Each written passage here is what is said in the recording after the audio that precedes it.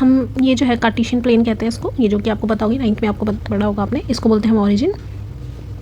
यहाँ से 1 2 3 4 ऐसे करके हमारी लाइन चलती रहती है, 1 2 3 4 5 6 इस तरीके से चलता रहता है। नीचे भी ड्रॉ करेंगे तो माइनस में आ जाएगा, -1 -2, इस साइड ड्रॉ करेंगे तो -1 -2, उस तरीके से लाइन होगी।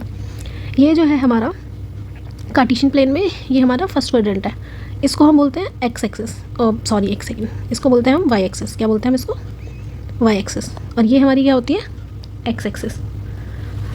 और अगर ये हमारी एक्स एक्सिस है तो एक चीज़ कि इसको हम एब्सीसा भी बोलते हैं, याद रखना, क्योंकि डायरेक्ट क्वेश्चन आया हुआ है ये पहले कि एक्स एक्सिस को हम एक और जो है उसको क्या बोलते हैं, ठीक है।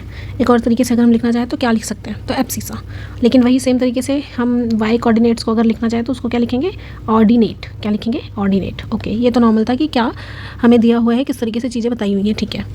लेकिन अगर कोई ये प्लेन पे ज़रूरी नहीं है, ये हमने एज अ ऑरिजिन रखा है समझने के लिए कि कहीं पे ऐसे करके यहाँ पे और यहाँ पे ऐसे डिस्टेंस है कोई, यहाँ पे छोड़ दो, यहाँ पे रख लो, यहाँ पे ऐसे करके कोई डिस्टेंस है, ये एक पॉइंट है, ये एक पॉइंट है, इस पॉइंट के बीच में कितना डिस्टेंस है? अभी तक हमने ये पॉइंट क्या है, ये हमारा पॉइंट है, क्या है हमारा 1 और 5, ये पॉइंट क्या है 3 और 1, यही पॉइंट है।